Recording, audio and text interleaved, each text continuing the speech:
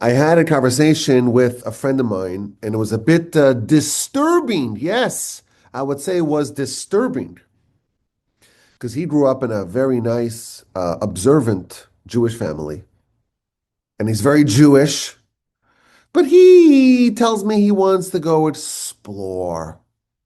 Let me take 6 months and travel the world and see different peoples and see different nations and see different religions. He's young, he is curious, and he wants to explore. And he wanted to know my opinion, and he especially wanted to know what are the prohibitions of going to explore other lands, other nations, and other religions. So I told him something which I'm going to tell you in a little bit, but I think it's important for us to I guess, explore this question, this dilemma. We claim that we have the Almighty's directives, His instructions for life, His instructions for self-perfection, for perfection of the world, for bringing the world to its purpose. We have it completely. We had national revelation, and we have the roadmap, we have the manual from Almighty God who spoke to us directly and conveyed His laws, His teachings, His instructions, His commandments, His Torah. But there's a lot of different peoples out there, a lot of different nations out there, a lot of different religions out there. And if you're born and you happen to have the great fortune of being born as a Jew and being trained and reared on the ways of Torah, you may have that niggling suspicion. Wait a minute, I was just born into this nation and this religion, but why not look elsewhere? Why not explore? Why not see what the lay of the land is? So I want to address this question in a fundamental way. It's very possible for lots and lots and lots of people to make grievous mistakes. There's safety in numbers, they say. There's the wisdom of the crowds, but there's also the folly of the crowds. And it's possible for an enormous body of people to make terrible mistakes and to live lives based upon beliefs that are false. And I'll prove this to you. So, the two largest religions in the world, the Christians and the Muslims, I think they're the largest. Certainly large. Each one has a billion plus adherents. Now you'll say, wait, Christianity, it's like 50 or 100 different religions. And Islam, there's the Sunnis and the Shiites and the Wahhabis and so on. Alawites, all these different groups and different sects and different clans. But we're going to ballpark it. We do this. We're comfortable. We're in the torch center. We can ballpark a little bit. But this part's definitely true. Each one of these two very large religions is mutually exclusive. Meaning the Christians, again, I'm not an expert, but this is from what I understand, they say if you don't believe what they believe, you are condemned to eternal damnation. You're in big trouble. You have to be a Christian, they say. And the Muslims, well, they say the opposite. They say, you got to be Muslim. It's the only way. It's the nation of Islam or the nation of sword. You're either with us or you are an infidel. So each one of these two is mutually exclusive. They can't both be right. And each one has a billion plus adherents. That's 1,000 millions or a million thousands. It's a lot of people. So we have conclusive evidence that at a minimum, there are a billion people who are living lives that are wrong. Because they can't both be right and they are mutually exclusive. We live in a world where there's more than 1 billion people that are making terrible mistakes. Now, the truth is they're both wrong. We'll get to that in a bit. But the point is that it's possible for billions of people to make severe mistakes. And again, there's a downside. Both of these religions are claiming that if you're not with us, you're in big trouble. You're going to face severe, eternal perhaps, consequences. Now, you're a young Jew and you're going to explore and you're going to sample. You have to realize it's feasible to dupe, to mislead, to deceive 1 billion people. It's been done. We have proof. So you're going to go and explore and sample. How do you know that you won't be duped too? Are you so sure that you will be able to see through the lies? Are you so convinced that you're impervious to deception?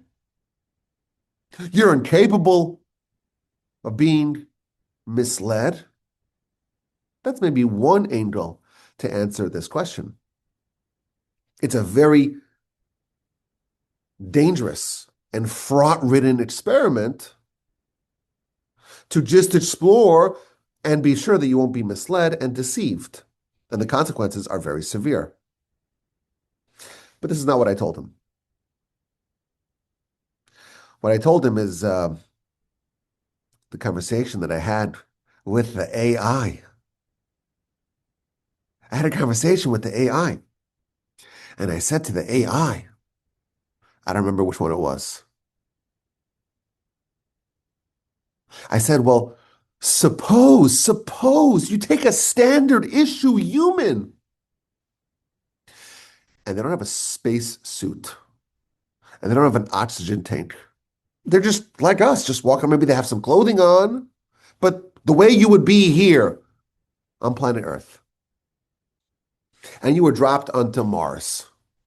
That was my question for AI. How long would you last? What's the life expectancy of a human without any extra protections on Mars? So it did some calculation and it said, I don't remember what it was, but it was like 2 seconds, 5 seconds. It was definitely less than a minute. You'd be incinerated. You'd be dead before a minute is over. Okay, well, what about Saturn? You'd be pulverized in a second. Well, what about Jupiter? You'd be incinerated in an instant, and so on. All the planets, you don't last very long. And then I said, this is how I know it's. I said, well, what about on Earth? And the AI, of course, it was hallucinating. He said, well, on Earth, it's 2 minutes. I said, is that the life expectancy on Earth? What's the life expectancy on Earth? It's 70 years. Richer countries with better nutrition and better healthcare, it's 80 years. So here's what I told my young friend. Imagine you're living on Earth, and it works. We have liquid water. We have an environment. We have the right balance of nitrogen and oxygen, all these different gases, and we have the clouds, and we have water. We don't need to terraform Earth. We have billions, trillions of species. You can live here perfectly for 70, 80, 90, 100 years. And you're going to say, you know what? I want to take a rocket ship and I want to go live on Saturn. So I'll travel for 50 years to get there. And then I'll get there and I'll terraform Saturn. And I'll develop all these systems where it will become like Earth. It's absurd. You have life here. And you know the life here works. And you could flourish here. And you can live here. And you have continuity here. And you don't need to do really anything. It's all a system that's working. It's a system that's proven itself. But there's so much smog. And we have global warming. climate change. And what's going to be with the Amazon, the lungs of the earth? People complain, but this is a planet where humans flourish.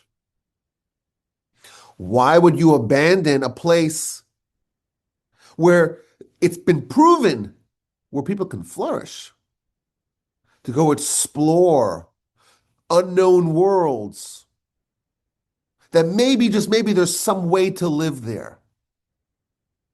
I told him, we have a system, we have a religion, we have a way of life that works, that's proven itself for decades, centuries, and millennia.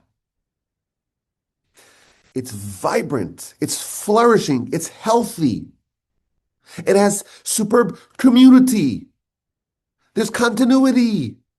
People find meaning in their lives. People have a direct connection with the Almighty. It's a society that works. You go to our communities, it's just most Americans can't fathom it. The average American doesn't even know their neighbors. People live these like isolated lives. Many of them, not everyone, of course. There's a lot of loneliness. People by themselves a lot. During the pandemic, it was like awful because people's social lives were so intimately connected to their work lives. There's a pandemic of loneliness. You go to our community, incredibly high trust society. People are healthy. People's relationships are strong, and there's stability and there's vibrancy and it's a beautiful society. It works. It's been proven. It's Lindy. Why would you say, let me go explore Saturn or Mars or Neptune? Maybe we could find some life there. That's what I told him when I spoke to him. And to his credit, he said, you know what? That's a good argument. To his credit. But is that alone enough? You could argue, well, there's other societies. I don't know, the Amish. It works. They also have a vibrant society. They have a way to flourish. And I don't know, the Mormons, there's lots of different groups out there. Who's to say that we're right? Who's to say that this is the best? So the truth is that our religion, our people, it's incomparable to any other. We have a claim. Our claim is that the Almighty chose us from all the peoples, from all the nations. He chose us because Abraham chose him. And he made a pact, a covenant with Abraham. You will be the father of my people. I will entrust your descendants with my Torah. They'll have the instruction manual for how to achieve personal greatness and how to bring the world towards its perfection, how to bring the entire world on board. Abraham chose God, and therefore God says, I will choose you. And Isaac continued when Abraham began. And of course, Abraham had one wing of his family that opted out. Ishmael, sons of Keturah, they opted out. But Isaac remained true. Same thing with Isaac. Jacob continued the tradition, continued the covenant. Esav opted out. And then Jacob has 12 sons, and they're all true to the path. And they have to suffer a lot to be ready to accept the Almighty's Torah. They have to experience 400 years of exile, of servitude, of oppression. But the religion, the people, get forged with miracles, with signs, with wonders that were witnessed by millions of people and were never challenged. What's the beginning, the genesis of our nation? Well, it's the story of the Exodus. 10 miraculous plagues, the death of the firstborn, the nation surrounded by their enemies, and the sea splits into walls of water, walkable dry paths. And what are they eating? Manna from heaven. And what are they drinking? Water that's coming out of a rock. And they're surrounded by clouds of glory that are cocooning them, that are enveloping them for 40 years. And there's the pillar of fire at night. And there's tons of miracles. The fire descends from heaven to consume the sacrifices from atop the altar. The earth opens up and swallows the rebels of Korach in his rebellion.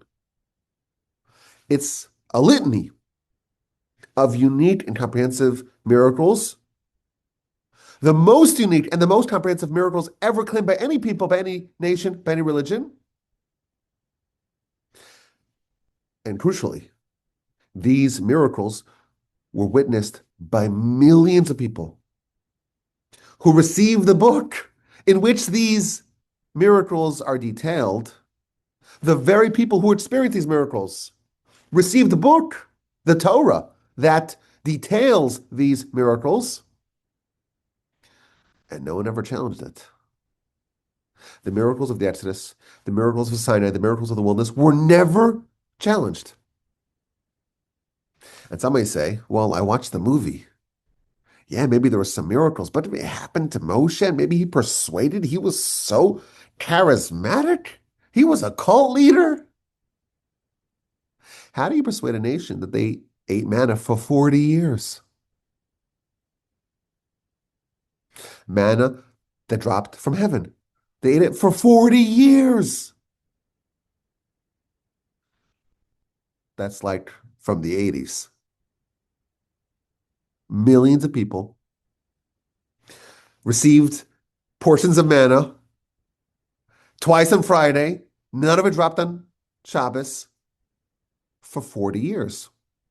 Drank water from a stone for 40 years. And the Torah stresses again and again and again and again that these miracles were witnessed by the nation, by the masses. Chapter 4 of Exodus, verse 30. When Moshe initially begins the process of the Exodus, he does signs. He does wonders. He performs miracles, le'enei ha'am, in front of the eyes of the nation. And the water, all the waters of Egypt turned to blood. Le'enei Paro, in front of the eyes of Pharaoh. Ule'enei Avadav, in front of the eyes of his servants. And the splitting of the sea, the Torah stresses, Vayar Yisrael, the nation saw it. Vayar Yisrael es Mitzrayim Mesas Fasiam, chapter 14 of Exodus, verse 30. The next verse, verse 31. Vayar Yisrael, Israel saw the great arm, the great hand of God, the great power and might of God. The sign of Revelation. If you watch the movie, Moshe gets the tablet. That's not what happened. Read the book. Chapter 19, verse 11 of Exodus.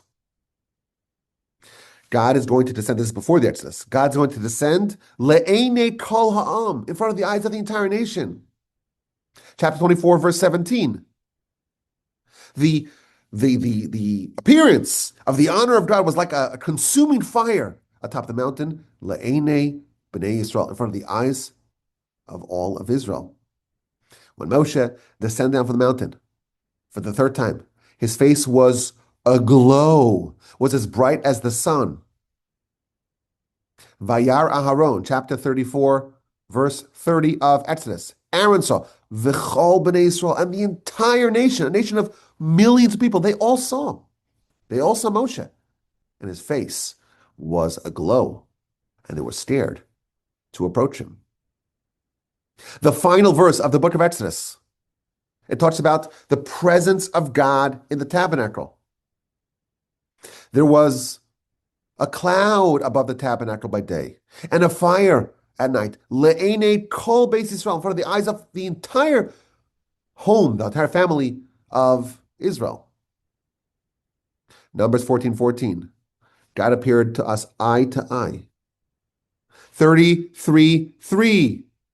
The Exodus happened in front of the eyes of all of Egypt. The miracles, chapter 6, verse 22. The signs, the wonders that were done to Egypt, to Pharaoh and to his entire nation, le'einenu, in front of our very eyes. It's important to stress. Our nation was founded with miracles. What's the point of a miracle? A miracle, the point of a miracle is to show you that God is behind it. It's an act that defies nature. God, who controls nature, who created nature, is saying, I'm going to intervene and suspend nature so you know that this is me acting. All these miracles were experienced by millions and were never challenged. And the nation received the book, the very people who experienced these miracles received the book that again and again repeatedly details these miracles. And the nation adhered tenaciously to the book, to Torah. But the greatest miracle of them all is the most significant event in all of human history, revelation at Sinai. The entire nation, not just Moshe. Everyone experiences prophecy and lives to tell the tale. And again, we talk about the revelation very often here. It's an event unparalleled in the annals of human history. No other nation, no other people had a national revelation, had national prophecy. Moreover, the coup de grace. No other nation, no other people even claimed to have a national revelation, a national prophecy. This is the basis of our faith. You want to explore other religions? They're all poor imitations. In the words of the Rambam, if you see a person and you see a statue, they may have the same shape, but one's alive and one's dead. Our religion is alive. It's vibrant. It's pulsating. It's real. We had the unimpeachable proof. National revelation. Millions of people experiencing prophecy simultaneously. And again, I want to stress this again and again, no one ever challenged it. No other nation had it. No other nation even claimed to have had it. The reason why they didn't claim to have had it, wouldn't it be nice? If you were the founder of Islam and you wanted a lot of people to believe it, let's switch it. Let's make it national revelation. No, you can't do that. Because you cannot create a false narrative that involves millions of people. If it's just a small cabal of founders, we experienced the miracle, you got to trust us. Okay, well, I have no reason to not trust you. But if I wanted to persuade 1 million Americans that they experienced prophecy, I can't do it unless it actually happened. And the Torah stresses this point repeatedly because it's so important for us to appreciate it and to recognize the significance of this. Devarim, Deuteronomy, chapter 4. Raki Shamancha, be very careful. Ushmor nafshcha me'od, and scrupulously protect yourself. Pentishtach, lest you forget the matters asher ra'u einecha, that your eyes saw. Again, Moshe is speaking to the people whose eyes saw this. Your eyes saw this. The day that you stood before God at Chorev, at Sinai, you witnessed prophecy. And it's prohibited for you to forget it. You must reinforce this idea. Never forget what your eyes saw. It describes the whole sign of Revelation. And it retells the whole Ten Commandments. The book is very clear. Sinai was prophecy from God to the people, not just Moshe alone, God to the people, God to the nation. This is absolutely historical. There's no way to collude to perpetuate such a belief if it did not happen. It's like a fun thought experiment. Is it possible that Napoleon never existed and never conquered much of Europe? It's only 200 something years ago. It was made up.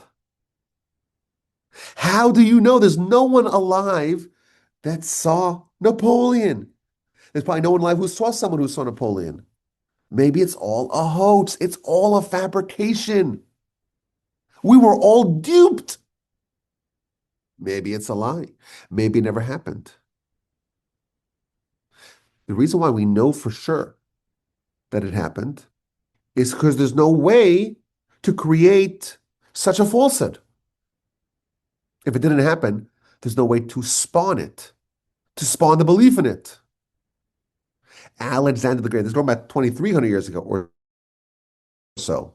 Did he live? Did he exist? Did he conquer much of the world? No one that you know saw him. You didn't see someone who saw someone who saw someone who saw someone who saw someone 20 degrees of separation who saw him. How do we know the events of the past happened? Did General Washington cross the Delaware?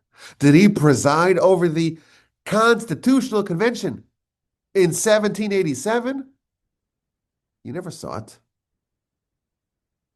There's a mechanism. It's not possible to make these things up when they rely on millions of people colluding. It's impossible to falsify. Sinai was real. And no other people, no other nation had it. I like to make people very uncomfortable when I say the following thing I'm going to say. I have the privilege of having met all four of my grandparents. All four of them were Holocaust survivors. Now, my wife, her four grandparents were also, all four of them, Holocaust survivors. And all of them, all of our 8 collective grandparents, all of them had multiple relatives who were killed by the murderous Nazi regime. And it's very offensive and very infuriating when people deny the Holocaust. The Holocaust happened within living memory. In fact, my wife still has a grandmother who's still alive, who's a Holocaust survivor. She's deep into her 90s. She survived. She was from Vienna. She survived because she was part of the Kinder transport. She was a young girl, whisked away to England. And that's how she survived the war. But most of y'all were born after the events of the Holocaust. How do you know that it happened? How do we know? Prove it. It's an infuriating question. Well, we know the answer. There's a mechanism. When there's testimony of millions of people, we could rely on that. And the more people who testify, the more credibility that claim has. There's no way to falsify it. And there's so many people who testify to the events of the Holocaust, you have to be either evil or a fool to deny it.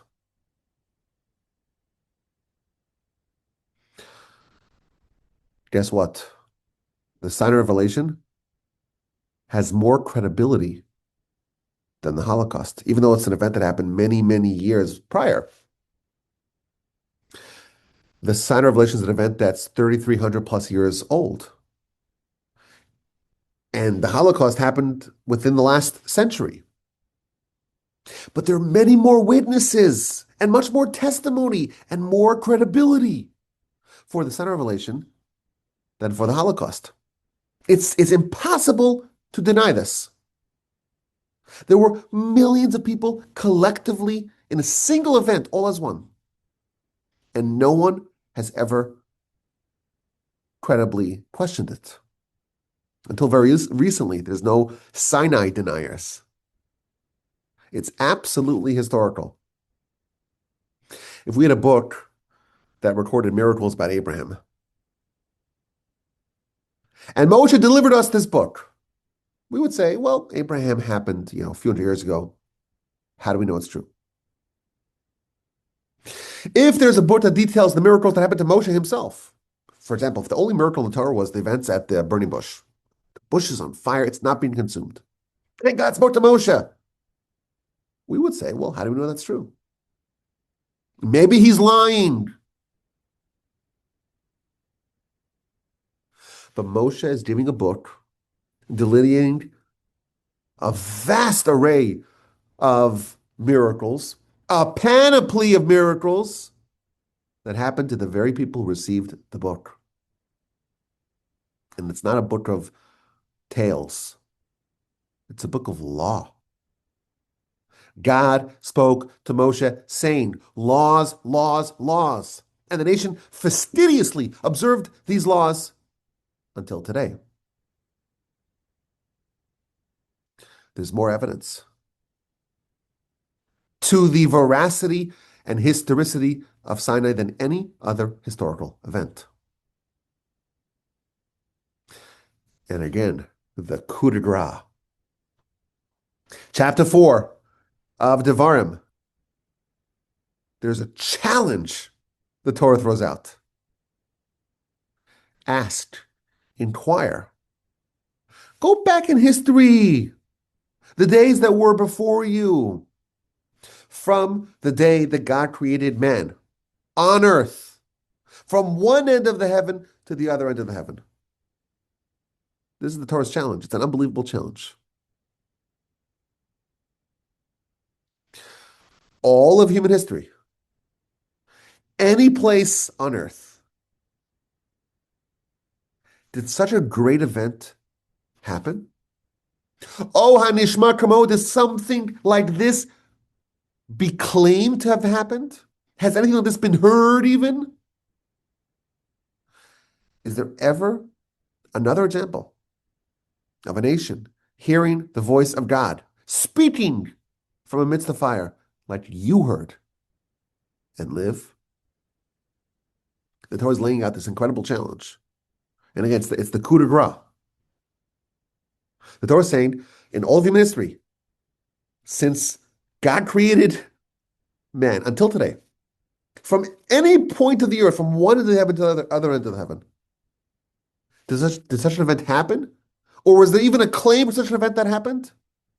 That God spoke to the entire nation? As he spoke to you, and the nation survived? It's an incredible challenge. This is a singular event that's never been repeated, and there was never even a claim that it was repeated. Continues the verse. Were miracles like this done, where God came to take a nation from amidst the nation with signs and wonders and miracles, and with a war, and with a strong hand and an outstretched arm, and great, awesome signs like God did to you when he extracted you from Egypt? It's the second thing that never happened, and no one ever claimed to have such an event that happened. A nation amidst another nation. And with signs and wonders and a miracle, the entire nation is snatched out from amidst the other nation. Concludes the verse, chapter 4, verse 35. You were shown, you were shown to know. Ki Hashem hu Elohim, that Hashem is the God. Ein od milvado. There's no one besides for him. There's no power. There's no independent existence besides for him. Someone may be curious about other nations and other peoples and other religions. But it's imperative to remember this point.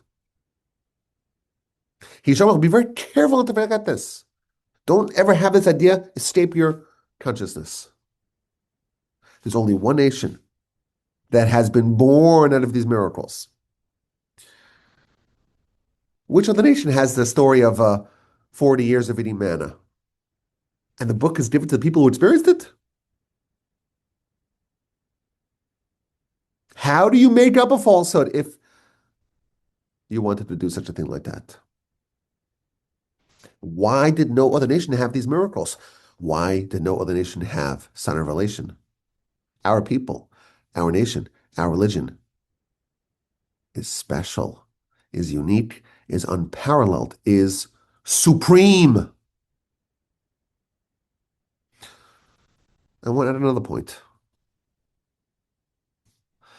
We have such a rich and robust history. Prophecy on a national scale happened only once. But prophecy was an ever-present institution in our people for nearly 1,000 years after Sinai. It was a regular occurrence that great people achieved prophecy. In fact, there were institutions, there were academies to learn how to become a prophet. We actually even have a book today. We have a manual, a complete manual for how to achieve prophecy. It's very easy to learn the manual. It's much, much harder to actually do it. The manual is called Chapters of the Fathers. Pirkei Avos, Ethics of the Fathers. If someone follows every single one of those instructions, they will become a pious person. It's the path to piety. And piety leads to prophecy. Now, to be fair, there's different levels of prophecy. How many levels of prophecy are there? Like effectively infinite. An infinite level of prophecy. Only Moshe had the prophecy of Aspaklaria Meira. It's the highest level of prophecy. Temporarily, the entire nation had that level of prophecy. But that's a one-off event. We have the names of 48 prophets who perpetuated prophecies to us that we can still read today. 48 male prophets, 7 female prophetesses. But we also have documentation of legions of individual prophets. More than double the amount of adult men who departed Egypt. So meaning more than 1.2 million prophets. But not every prophet had prophecy that was for universal consumption. Every town, every city would have a prophet, and that would be a place for individuals to find individual guidance for themselves. But it wasn't necessarily written like the book of Isaiah and the book of Ezekiel and so on, Jeremiah. For hundreds of years, our people, we had a pathway to prophecy. And when formalized prophecy went extinct with the beginning of the Second Temple era, there were lower levels of prophecy, something called Ruach HaKodesh, poorly translated as the Holy Spirit. That is still present today. In the times of the Talmud, there was a level of prophecy called a bas kol, which is a lower level than what's known as kol, which is a more higher level of prophecy. Even once formalized prophecy ended, there were lower levels of prophecy that are still ongoing. For example, there's a low level of prophecy called a visitation from Elijah. Like Arizal, how did he learn all of his secrets? It was taught to him by Elijah. And there are hundreds of documented instances of visitations from Elijah. If someone is so worthy, they're so purified, they're so elevated, they're so refined, they're so pious, they're so righteous, they are worthy of having a visitation from an angel. Elijah is a prophet who transitioned to becoming an angel, but he never passed, so he's able to come back. The last documented instance of a visitation from Elijah that I'm aware of happened within living memory. It's been thousands of years since we got the Torah, but we still today have the Almighty's instructions for achieving something absolutely stratospheric, for taking a human and turning them into an angel. More precisely, the process of Torah is to take an animal, someone who is very instinctive, very impulsive, has all sorts of bad character, has all sorts of shortcomings, character defects, flaws, and turning them into a proper human, refined, dignified, elevated. But that's not where it ends. The Torah takes someone from being like an animal, really, a body first. You care about your body, that's it. To start caring about your mind and your soul and your eternal existence. And the next level is take a human and turn them into an angel. And that's still possible today. Low levels of prophecy are still feasible today. Everyone knows the grasshopper story. It happened very recently.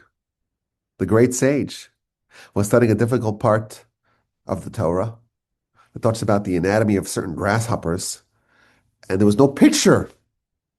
There was no picture of what this animal looked like. And then a grasshopper jumped in his book.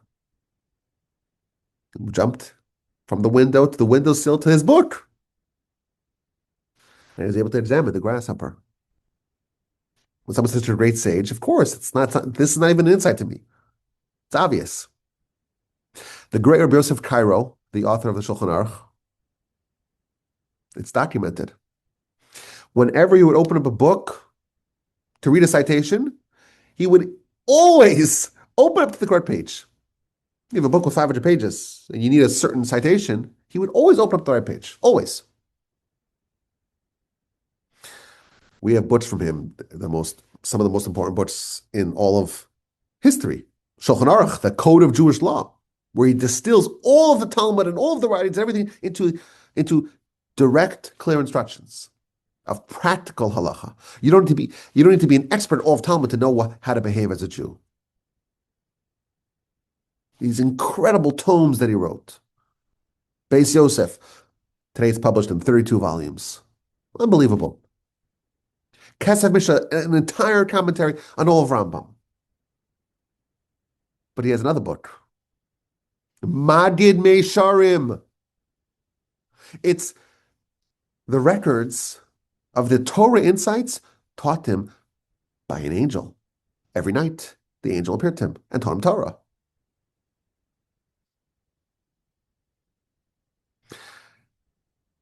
All this is possible because we have the Almighty's Torah. We have it, and others don't have it.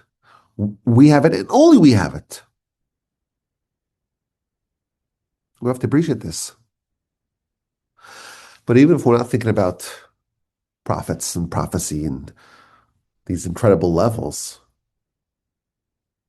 the one thing that is emblematic on all of those people who are righteous and fortunate enough to immerse themselves in the Almighty's holy Torah, there's one characteristic that is universally present,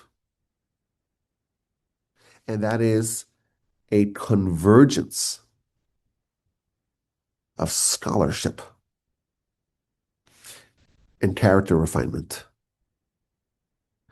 And this is something that I know, and it's obvious to me because I know dozens of people like this, hundreds of people like this.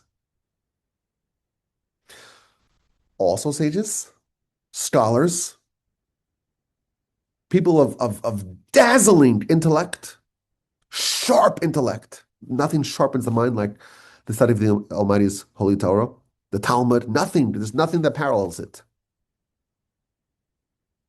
But also being so refined, having such resplendent character. And you meet a person and you don't see people like that, where they're also a titanic intellect and they're gentle and they're pious and they're kind and they're good and they're sweet. And the more you get to know them, the closer you get to them, the more you discover about their incredible gentleness of soul, gentleness of character, refinement. Where do you see that? Who creates such a person? That's the Torah. The Almighty gave us. He's telling us this is my gift, the greatest gift. The angels, when they saw Moshe in heaven, what's an earthling doing amongst us? Why is there someone born to a woman doing? He's so out of place. What's Moshe doing with the angels? And God said, I'm giving him the Torah. He's going to take the Torah and teach it to the nation of Abraham, Isaac, and Jacob. What? The greatest treasure. The treasure that has been in your treasure house for 974 generations before the world was created. Ve'ata mevatsha litna lebasav adam, and you want to give it to flesh and blood? It's the greatest treasure. And the Almighty gave it to us. And the proof is in the pudding. The people that even today, and again, I know hundreds of such people, literally hundreds, scholars, sharp, sharp minds, and so refined, and so kindly, and so selfless.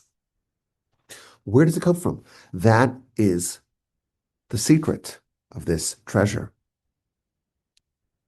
My grandfather used to say that if the nations, if they had a personality like the Rambam, like Maimonides, they would instantly deify him. Because you can't fathom a person to be so great. I used to try to calculate or try to guesstimate how many people would it take to recreate the writings of the Rambam. I used to say, you need 10,000 people working for 10,000 years. And one person does it, who's living in a cave, hiding from the Almohad Muslims who want to kill every Jew.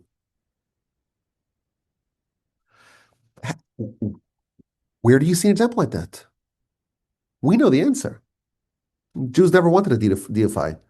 Not Moshe and not the Rambam. If you have the Torah, it's the instruction but to take an animal, someone who's animalistic and impulsive and grounded in bad character and living like a body with the temporary world as the only thing that matters. Turn that into a human. Then take that human and turn him into an angel. I imagine if the nations had the Chafetz Chaim, they would do the same. If they had the Chazon Ish, they would do the same. One of the great privileges of life is to have an opportunity to meet such a person, to meet someone who's an example of the Torah applied.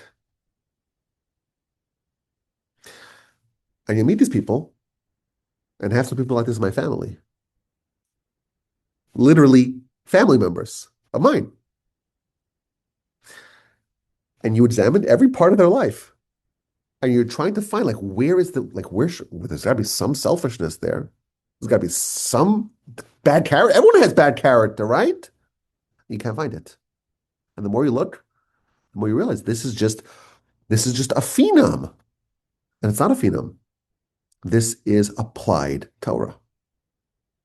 And if you meet such a person and you get to know them, you know for sure that the Torah is divine. You've seen an example of someone who's been transformed. They're a different person. There's no other system that does that to a person. So there are young people out there who are curious, who want to explore, who are restless. And I would advise them, be very careful what you do. Don't think that you're so clever that you can't be misled. There's billions of people who are misled. But take a very, very, very close look at your own heritage. Jews have such a deep connection to the Almighty and His Torah. It has to be balanced out by an equally powerful desire to reject it. Otherwise, there's no balance, there's no free will. So it's counterintuitive, but the people that are most connected to God Almighty and His Torah are also, they're afflicted by a revulsion to it. There's something repelling them from it. It's very important to know just about how special your people are, your nation is, your religion is, how unparalleled it is. Which other nation has this bevy of miracles at its founding? Which other nation has had a national revelation? Which other nation has this continuous, unceasing line of giants? Which other people, which other system produces people of such distinction and refinement? There's so much life here. There's so much vibrancy here. Why are you so insistent on traveling to Saturn or to Mars? It's very important for us to realize what we have. A lot of things that you heard today, you knew. But it's important, like the Torah tells us. Never forget it. Be very careful. Be very, very scrupulous and vigilant, lest you forget this, or lest it departs from your consciousness even for a second. Don't overestimate your ability to be able to walk away and come back. Maybe you can, maybe you can't. Appreciate what you have. How fortunate are we? Ashreinu matov chakenu. Praiseworthy is us, we say. How fortunate are we? How goodly is our portion. What a privilege. What an incredible privilege. Thank you for listening to these messages. I want to hear your feedback. I want to hear your take. I want your questions. I want your comments. And if you want to send them my way, you know how to do it. RabbiWolbe@gmail.com.